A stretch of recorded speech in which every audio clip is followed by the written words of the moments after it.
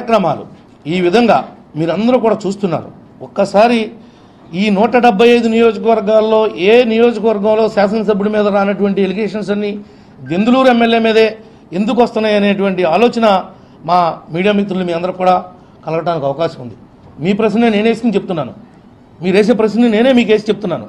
మీరు ఒక్కసారి మరి మీ అందరినీ కూడా మా ఇంటికి ఒక్కరోజు భోజనానికి వస్తే నా నియోజకవర్గం అంతా కూడా మీరు మరి బ్యాచ్లుగా తిరిగి మీరంతా తీసి నువ్వు ఈ రాజకీయాల్లో నిలబడటానికి పనికిరావు, నువ్వు ప్రజాద్రోహివి, నువ్వు ఆస్తులు కూడా పెట్టుకున్నావు, నువ్వు ఈ రకంగా కులాల మధ్యలో చిచ్చులు పెడుతున్నావు, నువ్వు ఇలాంటి అక్రమాలు చేస్తున్నావు అని కనుక మీరు నిర్ణయిస్తే మీ నిర్ణయం ప్రకారం నేను రాజకీయాల్లో తప్పుకుంటాను కూడా నేను సిద్ధంగా ఉన్నా. మిత్రులారా, మీరు ఈ పేపర్ ఆ పేపర్ ఈ టీవీ ఆ టీవీ ఏం లేదు, మీరందరూ రండి, మొత్తం అందరిని తీసుకుని వెళ్తా. నేను మీతో పాటు రాను, నన్ను చూస్తే భయపడి మరి చెప్పలేదని అంటారు. కాబట్టి మీరే వెళ్ళి మాట్లాడే, మీరు నిజంగా నేను రాజకీయాల్లో మరి ఒక ఒరవడిని సృష్టించడానికి ప్రయత్నం చేస్తున్నానా, నా స్వార్థం కోసం నేను ప్రయాణం చేస్తున్నానా అనేది ఒక్కసారి మీరు చూడాల్సినటువంటి అవసరం ఉంది. ఉదయం లేచిన కాడి నుంచి రాత్రి వరకు మరి ప్రజల కోసం, ప్రజల యొక్క క్షేమం కోసం పరితపించే నా మీద ఎలాంటి అపండాలు వేయటం. మరి ఈ రోజున ఈ వయసులో గౌరవ ముఖ్యమంత్రి గారు ఈ విధంగా రాష్ట్రాన్ని ఆదుకుంటూ ఎదరకు తీసుకెళ్తా ఉంటే ఆయన మీద మరి ఇలాంటి ఆరోపణలు చేయటం, ఇలాంటి పనులు చేయటం మీకు ఇది తగునా అని నేను అడుగుతున్నాను. ఈ రోజున ఎవరైనా ఒక పార్టీయే గెలుస్తుంది, రెండు పార్టీలు ఎక్కడా గెలవు.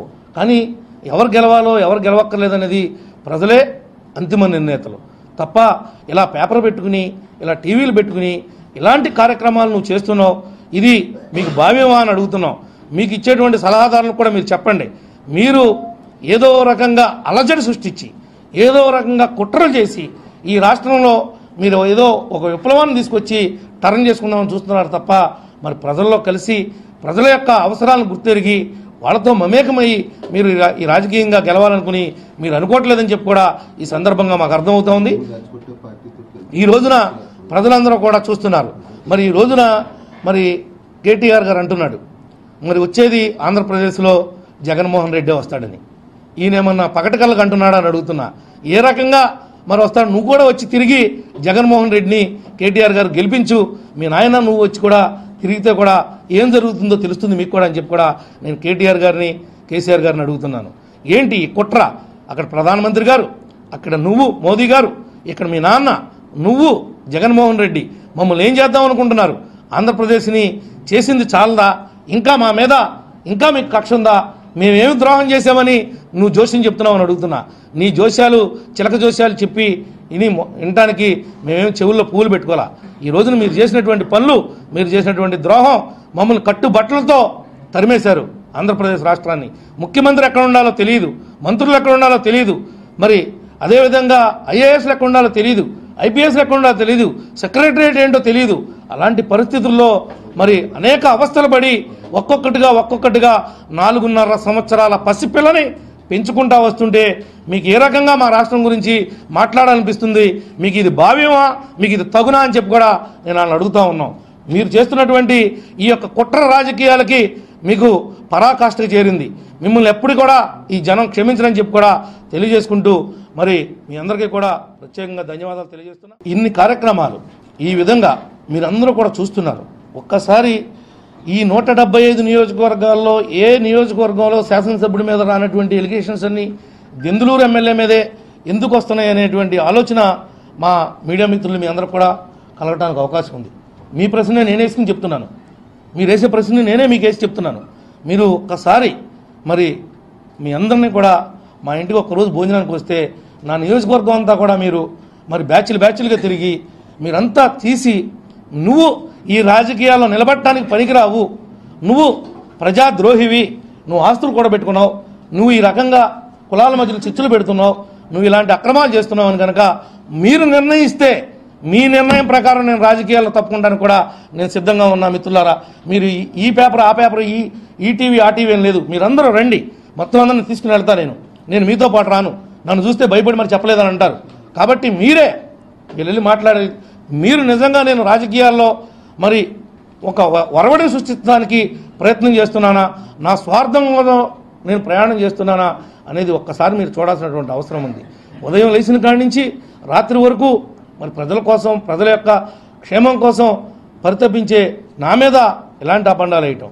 మరి ఈ రోజున ఈ వయసులో గౌరవ ముఖ్యమంత్రి గారు ఈ విధంగా రాష్ట్రాన్ని ఆదుకుంటూ ఎదరకు తీసుకెళ్తా ఉంటే ఆయన మీద మరి ఇలాంటి ఆరోపణలు చేయటం, ఇలాంటి పనులు చేయటం మీకు ఇది తగునా అని నేను అడుగుతున్నాను. ఈ రోజున ఎవరైనా ఒక పార్టీయే గెలుస్తుంది, 2 పార్టీలు ఎక్కడా గెలవు.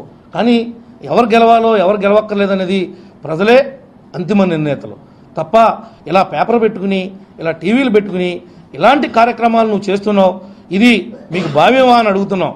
మీకు ఇచ్చేటువంటి సలహాదారులకు కూడా మీరు చెప్పండి. మీరు ఏదో రకంగా అలజడి సృష్టించి, ఏదో రకంగా కుట్రలు చేసి ఈ రాష్ట్రంలో మీరు ఏదో ఒక విప్లవాన్ని తీసుకొచ్చి టర్న్ చేసుకుందామని చూస్తున్నారు తప్ప మరి ప్రజల్లో కలిసి ప్రజల యొక్క అవసరాలను గుర్తెరిగి వాళ్ళతో మమేకమయ్యి మీరు ఈ రాజకీయంగా గెలవాలనుకుని మీరు అనుకోవట్లేదని చెప్పి కూడా ఈ సందర్భంగా మాకు అర్థమవుతోంది. ఈ రోజున ప్రజలందరూ కూడా చూస్తున్నారు. మరి ఈ రోజున మరి కేటీఆర్ గారు అంటున్నాడు మరి వచ్చేది ఆంధ్రప్రదేశ్లో జగన్మోహన్ రెడ్డి వస్తాడని. ఈయనేమన్నా పకటకళ్ళకు అంటున్నాడా అని అడుగుతున్నా.